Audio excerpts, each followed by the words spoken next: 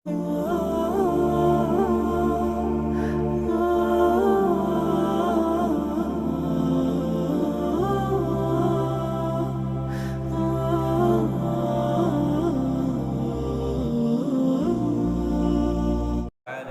والصلاة والسلام على أشرف الأنبياء والمرسلين وعلى آله وأصحابه أجمعين أما بعد. تو ہم لوگ شروط الصلاح پڑھ رہے تھے. شروط الصلاح کے اندر شرط الثالث یعنی ستر العورہ کو پڑھ رہے تھے. تو اسی کے متعلق آج ہم مزید گفتگو کریں گے کہ دیکھیں کہ کریں وَلُبْسُ الذَّهَبِ وَالْحَرِيرِ مُبَاحٌ لِلنِّسَاءِ دُونَ الرِّجَالِ إِلَّا عِنْدَ الْحَاجَةِ لِقَوْلِ رسول الله صلی اللہ علیہ وسلم فِي الذَّهَبِ وَالْحَرِيرِ هَذَانِ حَرَامٌ عَلَى ذُكُورِ أُمَّتِي حِلٌّ لِإِنَاثِهِمْ کہ سونا اور ریشم کی کپڑا پہننا عورت کے لیے جائز ہے، مرد کے لیے جائز نہیں ہے. الا عند الحاجہ، الا یہ کہ ضرورت پڑ جائے. جیسا کہ نبی کریم صلی اللہ علیہ وسلم نے ارشاد فرمایا سونا کے بارے میں اور ریشم کے کپڑے کے بارے میں کہ ھذان حرام علی ذکور امتی، کہ یہ دونوں میرے امت میں جو مرد حضرات ہیں ان پر حرام ہے، اور ان میں جو عورتیں ہیں ان کے لیے حلال ہے. تو بہرحال سونا اور ریشم یہ دونوں عورتوں کے لیے جائز ہے. اس پر تمام لوگوں کا اجماع ہے، اس لیے کہ عورتوں کو زیب و زینت کی ضرورت ہوتی ہے، عورتوں کو بننے اور سنورنے کی ضرورت ہوتی ہے، اس لیے جائز قرار دیا گیا ہے. اور رہی بات کہ مرد کے لیے، تو مرد کے اوپر یہ دونوں چیزیں حرام ہیں، الا یہ کہ ضرورت پیش آ جائے. مثال کے طور پر کسی کو کھجلی کی بیماری ہو جائے، کھجلی کی بیماری، تو کہتے ہیں کھجلی کی بیماری میں ریشم کے کپڑے کو پہننا یہ زیادہ فائدہ مند ہے، افضل ہے، زیادہ فائدہ مند ہوتا ہے. اس لیے اگر کوئی بیماری کی صورت میں، کھجلی ہو جانے کی صورت میں اگر کوئی ریشم کے کپڑے کا استعمال کرتا ہے تو کوئی حرج کی بات نہیں ہے. جیسے کہ نبی کریم صلی اللہ علیہ وسلم نے بعض صحابہ کو رخصت دی تھی جب انہیں بیماری لاحق ہوئی تھی، کھجلی والی بیماری، تو آپ نے اجازت دی تھی. لیکن ریشم کے کپڑے سے مراد کون سے ریشم کپڑے ہیں یہ بھی سمجھنے کی ضرورت ہے. یعنی ایک ریشم وہ جو کہ کیڑے سے بنتے ہیں، ایک ریشم وہ ہے جو کیڑے سے بنتے ہیں، جس کو کہ عربی زبان میں دود القز کہتے ہیں، یعنی وہ کیڑے سے وہ ریشم بنتے ہیں، وہ ریشم حرام ہے. وہ ریشم، اس ریشم کا استعمال کرنا مرد کے لیے حرام ہے. ورنہ جو ریشم بنائے جاتے ہیں جس کو کہتے ہیں الحریر الصناعی، جس کو بنائے جاتے ہیں ابھی مارکیٹ وغیرہ میں جو آپ دیکھتے ہیں، ریشم جو طبعی ہے وہ ابھی موجود نہیں ہے، وہ نادر ہے. یعنی کہیں بہت ممکن ہے آپ دیکھیں اس کو، ورنہ وہ آپ اس کو دیکھے گا نہیں. جو یہ ریشم جو ہے بازار میں بکتے ہیں، جس کو ہم ریشم کے نام سے جانتے ہیں، ریشم کہتے ہیں، یہ سب فطری نہیں ہے، یہ سب بنائے گئے صناعی، اس کو کہتے ہیں صناعی. تو ان ریشم کے کپڑے کا استعمال کرنا مرد کے لیے جائز ہے، استعمال کیا جا سکتا ہے. اگرچہ کہ ان کے اوپر یا ایک ان کا نام ہم نے ریشم دے دیا ہے، اور ریشم کا نام صرف اس وجہ سے دیا ہے چونکہ وہ نرم ہوتا ہے، وہ بھی نرمی ہوتا ہے، اس وجہ سے ان کا نام ہم نے ریشم دیا ہے. لیکن اس ریشم کا استعمال کرنا جائز ہے، سوائے اس ریشم کے جو کہ کیڑے وغیرہ سے جو بنتے ہیں، فطری ہوتے ہیں، ان ریشم کے بارے میں اس کا استعمال مرد کیا نہیں کر سکتے ہیں.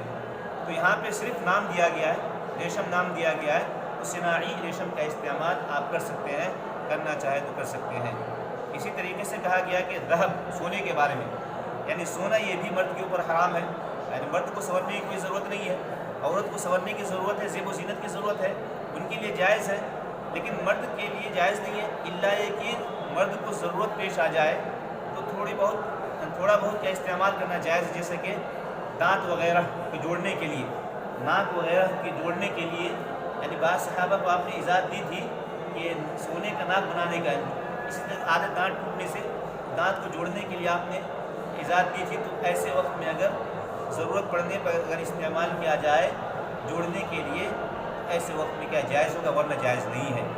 وہی کہہ رہے ہیں کہ دیکھیے کہ ضرورت پڑنے پر جائز ہے، یعنی ضرورت پڑنے پر جائز ہے، چاہے حریر ہو یا کہ ذہب ہو، مرد کے لیے جائز ہے، ورنہ جائز نہیں، جیسا کہ نبی کریم صلی اللہ علیہ وسلم نے صراحت کے ساتھ فرمایا ہے ھذان حرام علی ذکور امتی، جو مرد حضرات ہیں میری امت میں، جو مرد حضرات اس امت کے جو مرد حضرات ہیں ان کے اوپر کیا ہے، حرام ہے، حل للاناث، عورتوں کے لیے جائز ہے۔ اس کے بعد دوسرا مسئلہ بیان کر رہا ہے کہ ومن صلی من الرجال فی ثوب واحد بعضه على عاتقه اجزأه ذلك، کہ جو آدمی نماز پڑھے ایک ہی کپڑے میں، یعنی کپڑا کا بڑا ٹکڑا ہو، بہت بڑا ٹکڑا ہو، کپڑا کیا ہے اس کا ٹکڑا بہت بڑا ہو، اس کا بعض حصہ اس کے کاندھے کے اوپر ہو، اس کے عاتق کے اوپر ہو، تو کہنا جائز ہو جائے، کوئی حج کی بات نہیں ہے، کوئی حج کی بات نہیں ہے کہ اگر کپڑا بڑا ہونے کی وجہ سے کچھ حصے کو ستر العورہ کر لے، کچھ کپڑے کے حصے سے ستر العورہ کر لے اور باقی کے کپڑے سے اپنے کاندھے کو ڈھانک لے، کوئی حج کی بات نہیں، جائز ہو جائے گا، جائز ہو جائے گا، جیسا کہ نبی کریم صلی اللہ علیہ وسلم نے حدیث کے اندر فرمایا لا يصلين احدكم في الثوب الواحد، لا يصلين احدكم في الثوب الواحد وليس على عاتقه منه شيء، وليس على عاتقه منه شيء، یعنی اس حال میں کندھے کے اوپر کوئی کپڑا نہ ہو، تم میں سے کوئی بھی آدمی کیا نماز نہ پڑھے۔ تو بہرحال اگر وہ اپنے کندھے کے اوپر کپڑا رکھ لے تو نماز کیا ہے، جائز ہے۔ تو پہلے یہ جانتے ہیں کہ کپڑے یعنی کندھے کے اوپر کپڑے رکھنے کا حکم کیا ہے، یعنی کندھے کو ڈھانکنے کا حکم کیا ہے، پہلے اس کو جانتے ہیں۔ تو جمہور کے نزدیک ڈھانکنے کا حکم مستحب ہے، جیسا عورہ میں اس کو نہیں گنایا ہے، عورہ میں اس کو نہیں گنایا ہے، عورہ میں کہا گیا تھا ما بین السرہ والرکبہ، یعنی ما بین السرہ والرکبہ۔ تو جمہور کا قول ہے کہ کندھا ڈھانکنا یہ مستحب عمل ہے، جبکہ حنابلہ کا کہنا ہے، حنابلہ کا کہنا ہے کہ قدرت کے ساتھ واجب ہے، اگر قدرت ہے تو ڈھانکنا واجب ہے، اگر قدرت ہے، اگر آپ کے پاس قدرت ہے، کپڑا ہے، تو آپ کھول کر نماز نہیں پڑھ سکتے، اس کو کیا ہے ظاہر کر کے نماز نہیں پڑھ سکتے ہیں، اگر آپ کے پاس قدرت ہے تو واجب ہے۔ تو بہرحال یہ کیا ہے، یہی قول راجح بھی ہے، یعنی امام حنابلہ کا جو قول ہے کہ قدرت کے ساتھ واجب ہے، ورنہ واجب نہیں ہے۔ تو بہرحال سنت تو یہی ہے کہ نماز کے اندر زینت اختیار کیا جائے، آدمی بہترین کپڑے کے ساتھ نماز پڑھے، اور نماز میں جو زینت اختیار کرنا ہے یہ کیا اللہ کا حق ہے یا یہ کہ انسانوں کے لیے کیا جاتا ہے، یعنی زینت اختیار کرنا یہ اللہ تبارک و تعالیٰ کا حق ہے یا یہ کہ لوگوں کے لیے زینت کیا جائے گا؟ تو صحیح بات یہ ہے کہ یہ اللہ تعالیٰ کا حق ہے، یعنی زینت اختیار کرنا یہ اللہ تبارک و تعالیٰ کا حق ہے۔ تو اسی وجہ سے اگر آپ اکیلے بھلے گھر ہی میں نماز پڑھ رہے ہوں، اکیلے ہی گھر ہی میں نماز پڑھ رہے ہو، جب اللہ کا حق ہے تو یہ مناسب نہیں ہوگا کہ آپ کیا ہے سونے والے کپڑے جس سے آپ جو پہن کر سوتے اسی کپڑے کے ساتھ کیا ہے آپ نماز پڑھ لیں، بلکہ اس وقت بھی آپ اچھے کپڑے کے ساتھ نماز پڑھیں، جیسا کہ آپ باہر جانے کے لیے کسی فنکشن میں جانے کے لیے اچھے کپڑے کا استعمال کرتے ہیں، اسی طریقے سے اللہ تبارک و تعالیٰ کے سامنے جانے کے لیے، کھڑے ہونے کے لیے بھی انسان کیا بہترین کپڑا پہن کر جائے، کیونکہ اللہ تبارک و تعالیٰ یعنی زیادہ حق رکھتا ہے کہ انسان اس کے سامنے کیا ہے سور کر کے جائے، اور انسان کیا ہے یہ بھی انسان کے لیے مناسب ہے کہ انسان ایک طرح سے تعظیم، نماز کی بھی تعظیم ہے، یعنی اچھے کپڑے پہن کے سور کے جاتے ہیں تو یہ گویا کہ نماز کی بھی تعظیم ہے۔ اور جو لوگ یعنی وہ جیسے تیسے کپڑوں میں نماز پڑھنے کے لیے آ جاتے ہیں تو اس کے دو اسباب میں سے کوئی ایک سبب ہو سکتا ہے، یا تو یہی ہو سکتا ہے یا تو وہ انسان جاہل ہے، جانتا نہیں ہے، انسان کیا اس کو جانتا نہیں ہے، یا یہ کہیے کہ نماز کی قدر اس کے دلوں میں نہیں ہے، نماز کی تعظیم اس کے دلوں میں نہیں ہے، جو تعظیم ہونی چاہیے نماز کی وہ اس کے دلوں میں نہیں، اسی وجہ سے جیسے تیسے کپڑوں میں نماز پڑھنے کے لیے جیسے تیسے کپڑوں میں آ جاتا ہے، اور جب باہر جانا ہو کسی فنکشن میں جانا تو بہترین کپڑے کے لیے جاتا ہے۔ اسی لیے اللہ تبارک و تعالیٰ نے فرمایا یا بنی آدم خذوا زینتکم عند کل مسجد، یا بنی آدم خذوا زینتکم عند کل مسجد، یعنی عند کل مسجد سے مراد یہ نہیں کہ مسجد ہی میں جائے، عند کل صلاۃ مانا ہے، یعنی ہر نماز میں زینت اختیار کرو، ہر نماز کے اندر زینت اختیار کرو۔ تو بہرحال یہ کہا گیا ہے کہ اگر ایک ہی کپڑا ہو اور ڈھانک لے تو اس کو ڈھانک لے، عاقب کو ڈھانک لے تو جائز ہو جائے گا۔ تو بہرحال اس کا حکم آپ جان چکے ہیں، جمہور کے نزدیک کیا مستحب ہے، لیکن حنابلہ کے نزدیک قدرت کے ساتھ واجب ہے۔ اگر قدرت ہے تو واجب، اسی وجہ سے یہ مسئلہ بیان کر رہے ہیں کہ اگر فَإِن لَّمْ يَجِدْ إِلَّا مَا يَسْتُرُ عَوْرَتَهُ سَتَرَهَا، کہ اگر مثال کے طور پر اس کے پاس کندھے ڈھانکنے کے لیے نہیں ہے، کندھا ڈھانکنے کے لیے نہیں ہے، سوائے صرف اتنا ہی کپڑا ہے جس سے عورہ کو ڈھانک سکے، سرہ الی الرکبہ، من السرہ الی الرکبہ کو ڈھانک سکے، تو صرف عورہ ہی کو ڈھانکے گا۔ فَإِن لَّمْ يَكْفِ جَمِيعَهَا سَتَرَ الْفَرْجَيْنِ، اور کہہ رہے ہیں کہ مثال کے طور پر اتنا بھی کپڑا نہ ہو کہ سرہ سے رکبہ تک ڈھانک سکے، اتنا بھی کپڑا نہ ہو کہ سرہ سے لے کے رکبہ تک ڈھانک سکے، تو کیا کرے گا، وہ صرف فرجین کو ڈھانکے گا، یعنی القبل والدبر ہی کو صرف ڈھانکے گا۔ اور پھر یہ بیان کر رہا ہے فَإِن لَّمْ يَكْفِهِمَا جَمِيعًا، اور مان لیتے دونوں کو ڈھانکا بھی نہیں جا سکتا ہے، اتنا کم کپڑا ہے کہ دونوں کو ڈھانکا نہیں جا سکتا ہے، سَتَرَ أَحَدَهُمَا، تو کہہ رہے ہیں ان میں سے ایک کو ڈھانکے گا۔ کس کو ڈھانکے گا، تو کہہ رہے ہیں کہ یعنی دبر کو ڈھانکے گا، اس لیے کہ لِأَنَّهُ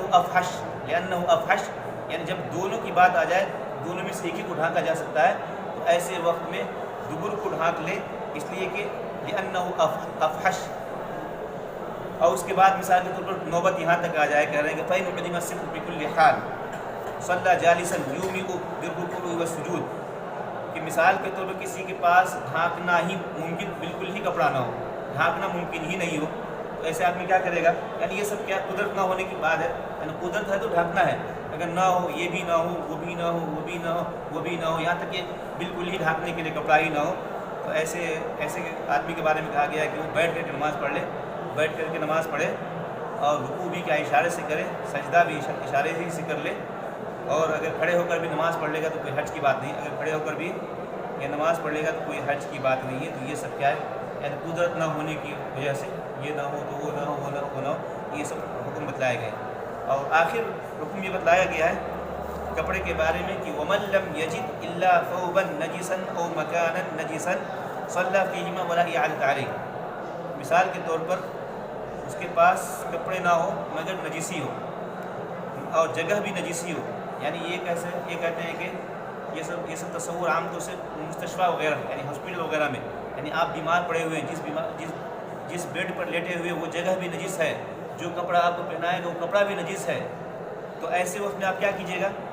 فَاتَّقُوا اللَّهَ مَا اسْتَطَعْتُمْ، آپ کی جتنی استطاعت ہے اتنا ہی کیجیے گا، اگر بچ سکتے ہیں تو بچیے، اگر کپڑے کو بدل سکتے ہیں بدلیے، جگہ بدل سکتے ہیں بدلیے، اگر نہیں بدل سکتے ہیں تو ایسا نہیں کریں گے کہ آپ کپڑے بدلنے کے چکر میں یا جگہ کو بدلنے کے چکر میں وقت نکل جائے، نماز کا وقت نکل جائے، اور آپ اسی کپڑے کے چکر میں تلاش میں ایسا نہیں کریں گے، بلکہ آپ پڑھ لیں گے فَاتَّقُوا اللَّهَ مَا اسْتَطَعْتُمْ کے تحت، کہ اتنا ہی اللہ تبارک و تعالیٰ کو مکلف کر سکتا ہے، کیا ہے جتنا کہ آپ کی استطاعت ہے، استطاعت سے زیادہ آپ کو مکلف نہیں ہے، کیونکہ آپ بیڈ پہ لیٹے ہوئے ہیں، وہ بیڈ نجس ہے، جو کپڑا پہنے ہوئے ہیں وہ نجس ہے، تو ایسے وقت میں آپ جب وقت نکل رہا ہو تو آپ پڑھ لیجیے گا، ایسا نہیں کہ وقت کو آپ نکلنے دے اور نماز نہ پڑھے، تو یہ جائز نہیں ہے، پڑھ لیں گے، اور اس میں اعادہ کی ضرورت نہیں ہے، اعادہ کی ضرورت نہیں ہے، اسی پہ اتفاق کیا کافی